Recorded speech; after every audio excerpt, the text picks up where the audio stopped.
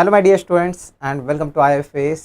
आज के इस वीडियो में हम बात करेंगे कि आरपीएससी एग्ज़ाम के लिए प्रिपरेशन आपने शुरू किया होगा तो आपको कौन सी चीज़ों को ध्यान में रखना चाहिए।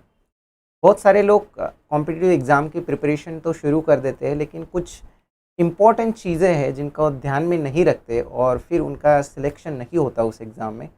तो आज के इस वीडियो में हम वही बात करेंगे कि अगर आप आरपीएससी के लिए प्रिपरेशन कर रहे हो तो आपको कौन सी चीज़ें याद रखनी चाहिए, ध्यान में रखनी चाहिए और उसके हिसाब से आपको प्रिपरेशन करना चाहिए आपके एग्ज़ाम का, ताकि आपका एग्ज़ाम आसानी से क्वालिफाई हो जाए। ठीक है, तो चलिए शुरू करते हैं आज का सेशन और देखते हैं कि कौन सी चीज़ें हैं। तो सबसे पहली बात, आपको उन टॉपिक्स को ज़्यादा इम्पोर्टेंस देना है जो कि बार बार फ्रिक्वेंटली पूछे जाते हैं इस एग्ज़ाम में, है कि नहीं। यानी कि मान लेते हैं कि कोई टॉपिक है वो हर बार एग्ज़ाम में पूछा जा रहा है, तो उस टॉपिक को हम पहले कंप्लीट करेंगे। जो टॉपिक्स इंपॉर्टेंट है बार बार रिपीटेडली पूछे जा रहे हैं तो उन टॉपिक्स को पहले ख़त्म करेंगे, बाद में जो बचे हुए टॉपिक्स हैं उनके ऊपर फोकस करेंगे। तो कुछ लोग क्या करते हैं कि कोई एग्ज़ाम के लिए प्रिपरेशन तो शुरू कर देते हैं, लेकिन जो इम्पोर्टेंट टॉपिक है वो बाद में रह जाता है और फिर पहले जो टॉपिक्स जो कि ज़्यादा इम्पोर्टेंट नहीं है एग्ज़ाम के पॉइंट ऑफ व्यू से, उनको पढ़ने में ज़्यादा टाइम अपना वेस्ट कर देते हैं। तो वो हमें नहीं करना है, हमें उन टॉपिक्स को ज़्यादा इम्पोर्टेंस देना है, पहले ख़त्म करना है जो कि ज़्यादा इम्पोर्टेंट हो एग्ज़ाम के पॉइंट ऑफ व्यू से। ठीक है, दूसरी बात आपको ये याद रखनी है कि आपको रिविज़न करना बहुत ज़रूरी है। ऐसा नहीं होना चाहिए कि हमने एक टॉपिक कंप्लीट कर लिया, अब पढ़कर अब बाद में डायरेक्टली एग्ज़ाम के टाइम उसे रिवाइज़ करना शुरू कर दिया। ऐसा नहीं होना चाहिए, बाद में याद भी नहीं आएगा।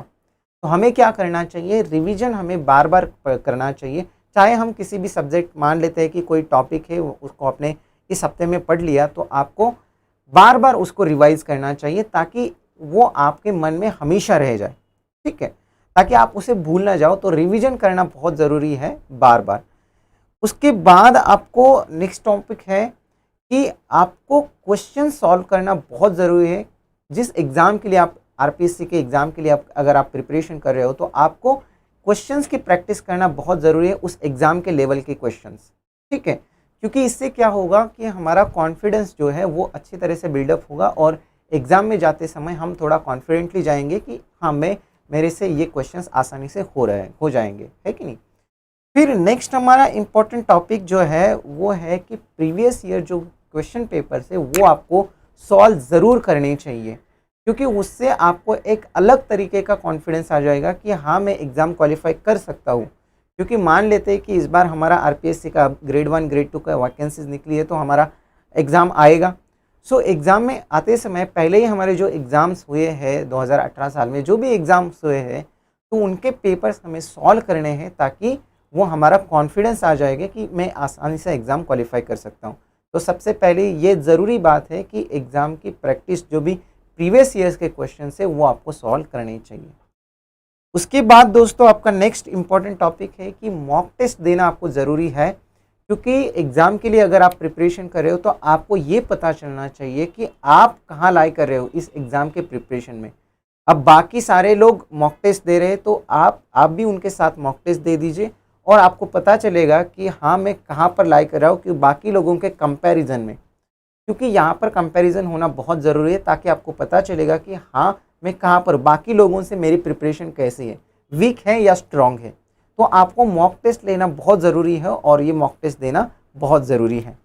फिर उसके बाद हमारा नेक्स्ट टॉपिक है टाइम मैनेजमेंट करना सीखना चाहिए हमें, क्योंकि एग्ज़ाम हमारा, मान लेते हैं कि पेपर 2 हमारा 3 घंटे का है, तो 3 घंटे में हमें अच्छे से टाइम मैनेज होना चाहिए। कई सारे लोगों की यही दिक्कत होती है कि एग्ज़ाम देने के बाद वो बताते हैं कि हमारा टाइम मैनेजमेंट प्रॉपर नहीं हुआ, इसलिए मेरा एग्ज़ाम क्वालिफिकेशन नहीं हुआ।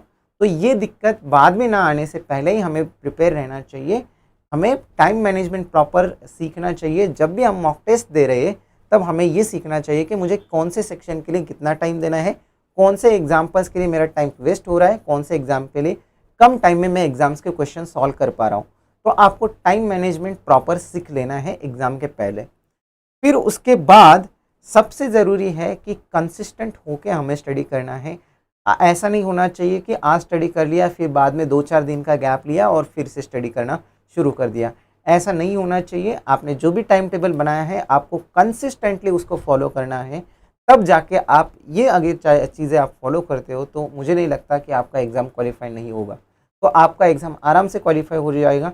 सो हमारी तरफ से आप सब लोगों के लिए स्टडी के लिए all the best and happy learning.